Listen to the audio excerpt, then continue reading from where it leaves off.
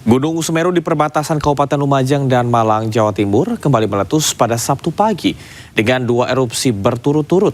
Erupsi tersebut dengan luncuran awan panas sejauh 6 km.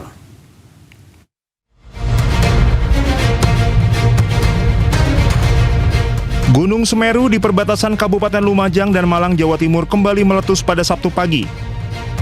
Erupsi ini dengan luncuran awan panas sejauh 6 km.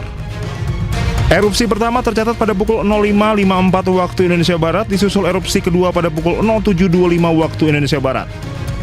Pusat Vulkanologi dan Mitigasi Bencana Geologi mengeluarkan peringatan untuk masyarakat yang tinggal di sekitar gunung tersebut. PVMBG juga melarang aktivitas dalam radius 5 km dari kawah Semeru karena bahaya lontaran batu pijar. Sebagaimana hasil kajian kami, ini mungkin akibat dari terjadinya vulkanik dalam ya, yang 2-3 hari yang lalu itu ada vulkanik dalam sampai 2-3 kali, dan mungkin imbasnya terjadi pada hari terjadi letusan yang menimbulkan APG. Begitu. Ada dampak, Pak? Sementara dampak nihil karena memang jauh dari pemukiman warga. Antisipasi kita tetap standby di pos dan memasang dengan memasang sirine apabila terjadi APG luncurannya jauh, kita nyalakan sirine, pasukan standby di jalur evakuasi untuk membantu warga ketika terjadi letusan yang eskalasinya besar. Gunung Semeru kini berstatus level 3 atau siaga. Warga diminta waspada potensi awan panas, lahar, serta guguran lava di sepanjang sungai-sungai yang berhulu di puncak Semeru seperti Busuk Kobokan, Besuk Bang, Besuk Kembar, dan Besuk Sat. Dari Lumajang, Jawa Timur, Yayan Nugroho Anyus melaporkan. Bencana tanah bergerak di Desa Padasari, Tegal, Jawa Tengah membuat 2.400 orang mengungsi dan 700 rumah rusak dan roboh.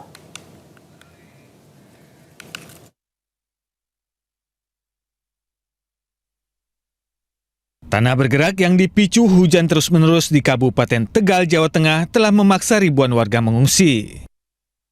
Peristiwa ini juga menyebabkan kerusakan pada sejumlah infrastruktur. Di Desa Padasari, selain banyak jalanan yang retak, ada 700 rumah yang rusak dan roboh.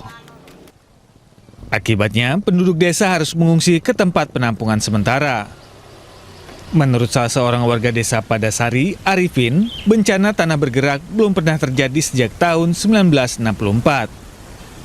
Ceritanya awal dari malam Senin, Minggu Senin itu kan hujan besar. Terus kemudian tanah-tanah mulai retak.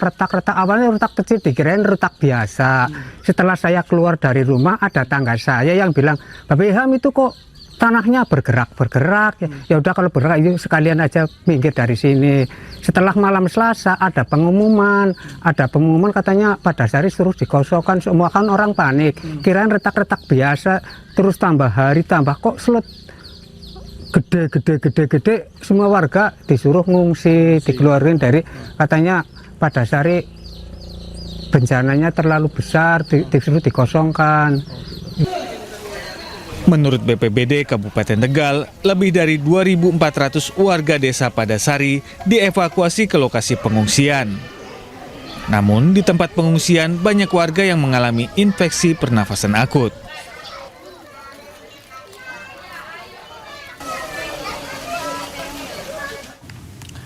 Beralih ke informasi lain, pemerintah melibatkan peneliti Universitas Syiah Kuala mendeteksi penyebab pergerakan tanah di lokasi lubang raksasa Aceh Tengah. Selain mengambil sampel tanah, observasi juga dilakukan dengan pengujian geolistrik.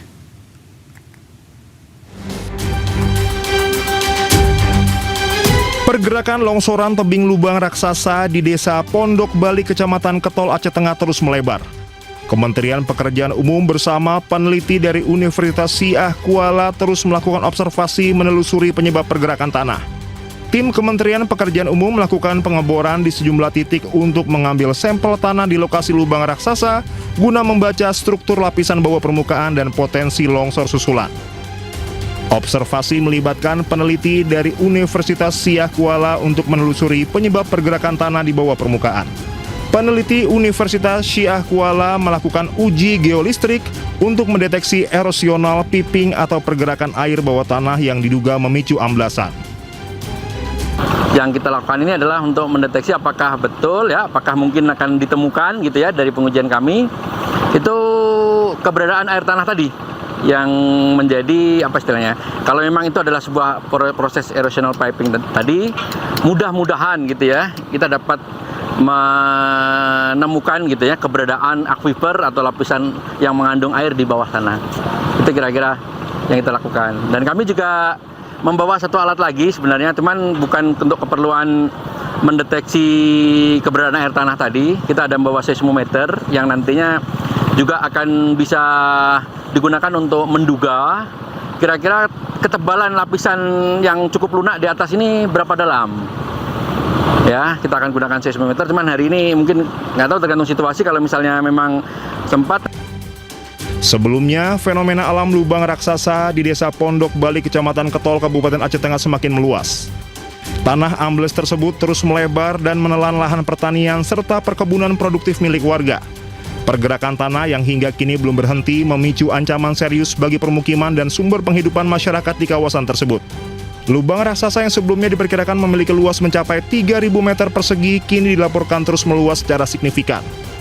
Longsoran di pinggir tebing lubang tersebut menggerus lahan pertanian warga dengan kecepatan 1 hingga 5 meter setiap harinya. Kondisi ini membuat para petani hanya bisa pasrah. Tanaman yang sebelumnya masih sempat diselamatkan kini sudah tidak mungkin dijangkau karena berada di zona merah yang sangat berbahaya dan rawan longsor susulan.